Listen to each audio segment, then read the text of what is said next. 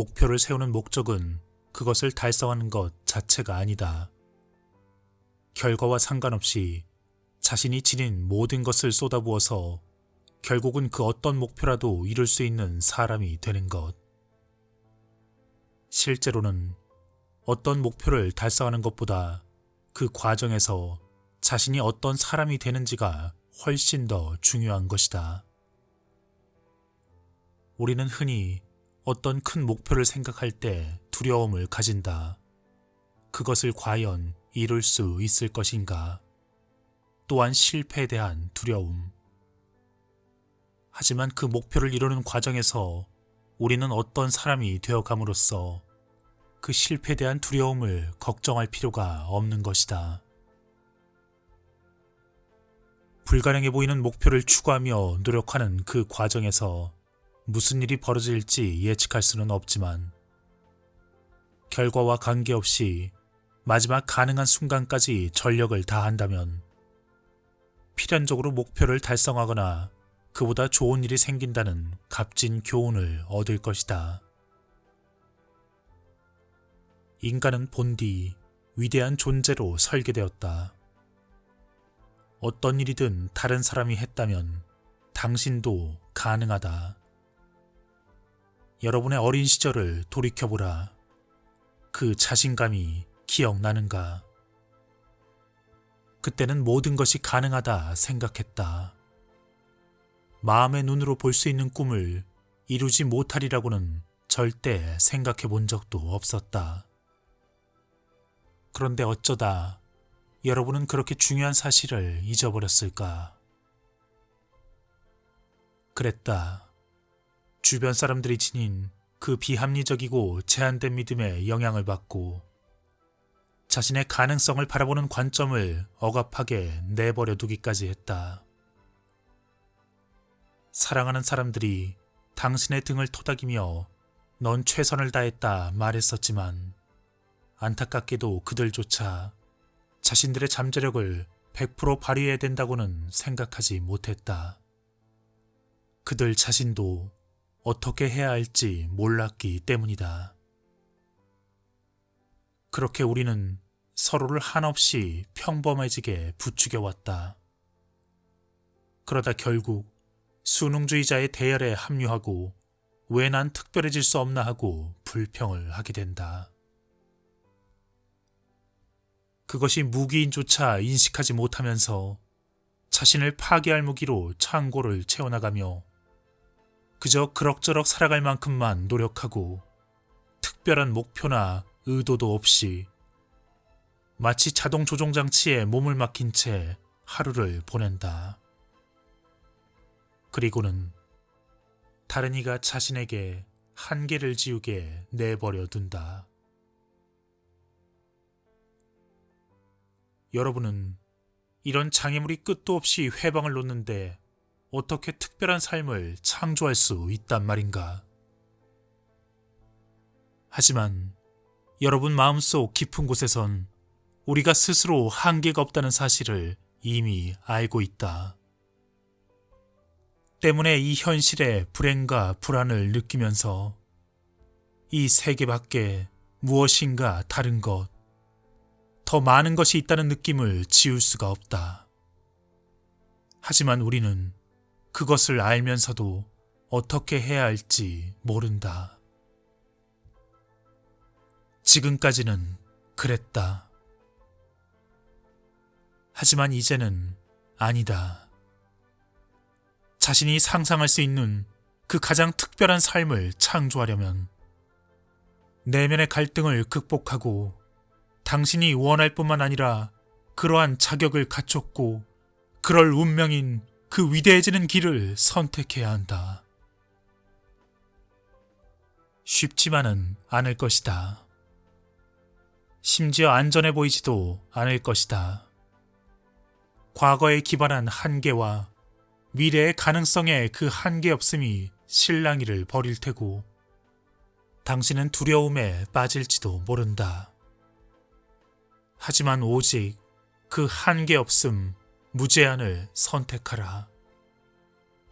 아주 단순한 일이다. 하지만 쉽지는 않다. 그럼에도 분명 가능한 일이고 당신이 할 수 있는 일이다.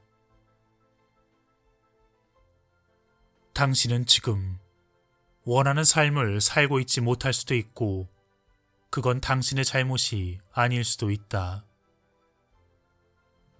하지만 그 변화를 일으킬 책임은 분명 당신에게 있다. 아무도 그 일을 대신하지 못한다. 사람들이 목표를 추구함에 있어 꼭 극복해야 할 내적 갈등.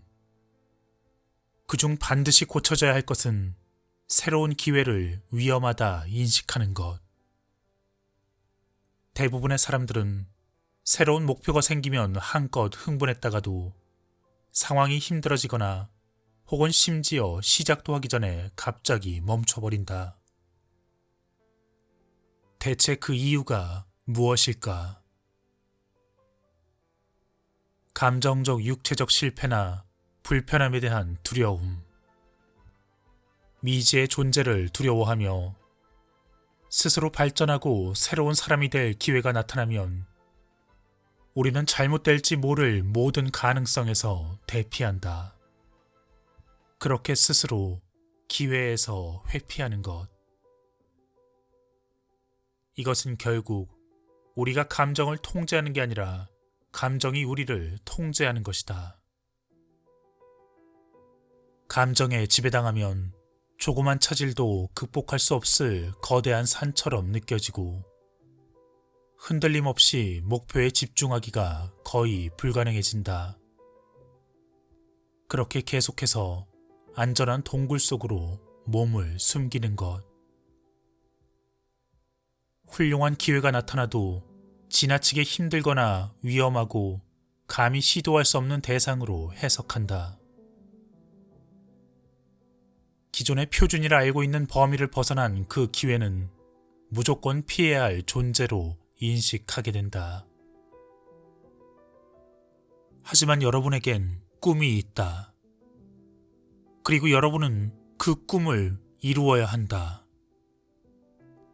그렇다면 어떻게 그 두려움을 극복하고 꿈을 이룰 것인가? 어떻게 하면 기적을 끊임없이 생산해내는 기적의 전문가가 될 것인가? 그 공식은 너무나 간단하다. 잘못될지도 모른다는 그 두려움 대신 의식적으로 집중하고 일이 올바른 방향으로 진행되리라는 그 신념. 그리고 그 신념과 더불어 남다른 노력을 하며 목표를 이루어갈 5단계의 공식이 있다. 그 단계를 실행하기 전에 전제 조건. 당신에겐 수많은 목표가 있을 것이다. 건강과 가족과 재정과 인간관계 등 각 영역별로 구체적 소망을 떠올린 후 그것들 중 당신에게 있어 모든 것을 달성하게 해줄 그 필요한 자질과 특성을 길러줄 목표 한 가지가 무엇일까? 그것을 정하라. 그러면 그것은 단순한 목표를 넘어 당신의 사명이 된다. 100가지의 목표도 한 가지 사명의 무게를 감당하지 못할 것이다. 가령 소득을 2배로 늘리면서 기적 전문가의 정체성을 확립하겠다. 이것도 하나의 사명이 될 수 있다. 한편 공식의 1단계 프로세스. 그것은 사명을 이루기 위한 구체적 행위. 매일 다른 일을 하기 전에 무슨 일을 제일 먼저 할 것인가? 경제적 자유를 얻고 싶다면 훨씬 많은 돈을 벌고 저축하는 프로세스를 찾고 그것을 일정표에 배정하고 남다른 노력을 기울여야 한다. 그리고 자신만의 만트라를 만들라. 나는 소득을 2배로 늘리고 기적의 전문가가 된다는 확고한 신념을 지킬 것이며 다른 선택은 고려하지 않고 사명을 달성할 때까지 무슨 일이 있어도 남다른 노력을 기울일 것이다. 그리고 이러한 남다른 노력은 자신이 원하는 것을 모두 가질 자격이 있다는 느낌을 심어준다. 즉, 안타깝게도 대다수의 사람이 본인이나 가까운 사람이 이룬 성공보다 훨씬 많이 해낼 수 있다고 진심으로 믿지 않는 상황에서 그러한 남다른 노력을 통해 스스로 성공할 특권이 있다고 생각하게 되는 것이다. 평범한 수준의 노력에 안주하면 성공은 멀어진다. 아무도 보지 않을 때 자신이 얼마나 노력하는지는 본인만 알고 있다. 우선순위가 낮은 일만 찾아 하는 그 현실 도피에서 벗어나 가장 최우선의 일을 남다른 노력으로 시행하라. 우리가 삶을 살아갈 때 또는 목표를 추구할 때는 가끔 힘든 순간이 찾아온다. 때로는 속수무책으로 보여 우리는 기운이 빠지고 부정적인 감정에 젖게 된다.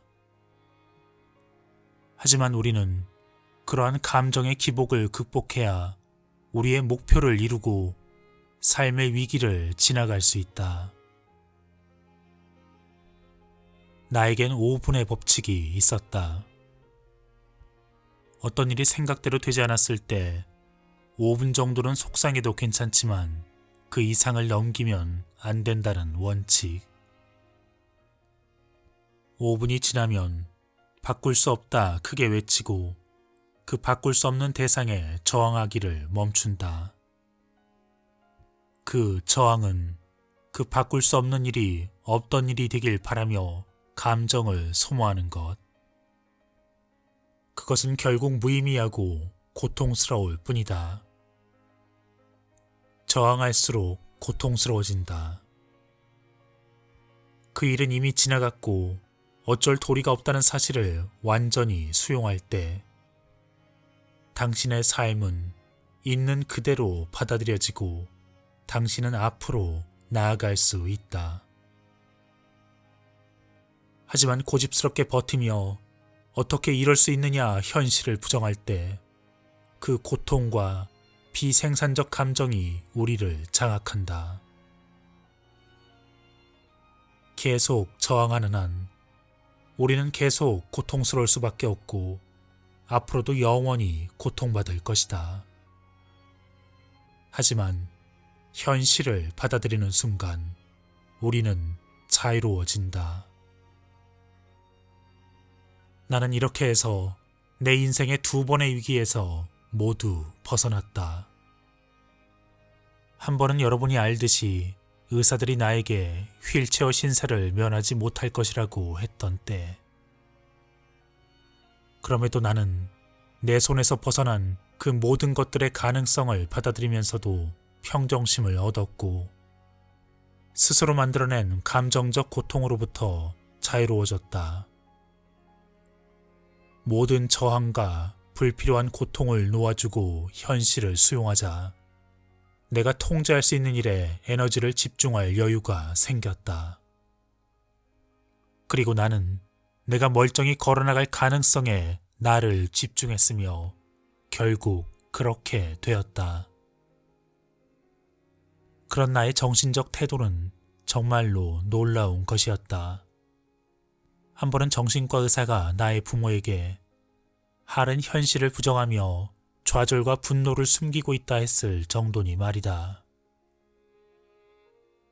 하지만 나는 그런 분노와 좌절은 진작에 뛰어넘었고 지극히 긍정적이고 정상이었다.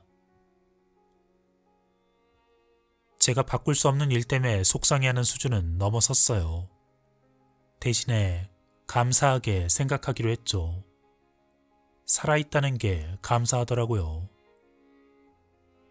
나는 현실을 부정하는 게 아니라 완전히 현실을 받아들였으니 이제 아무것도 내 감정에 영향을 미치지 못한 것이었다. 감정의 모든 고통의 원인은 단 하나, 바로 저항이다.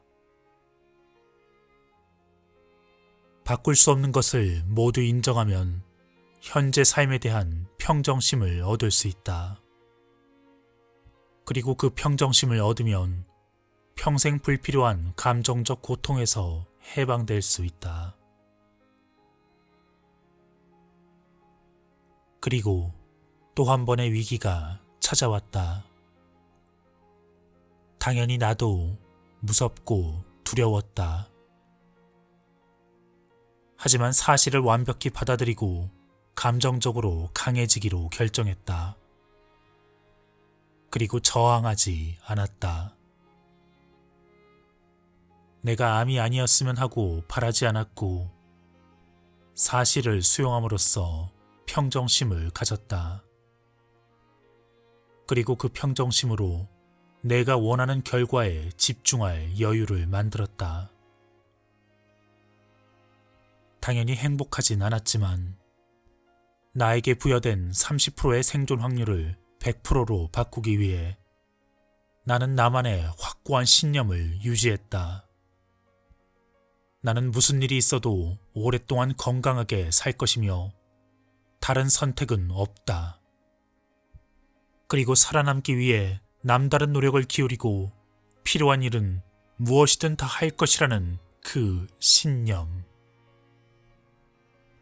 나는 그렇게 내 앞에 놓인 가능성에 집중했다.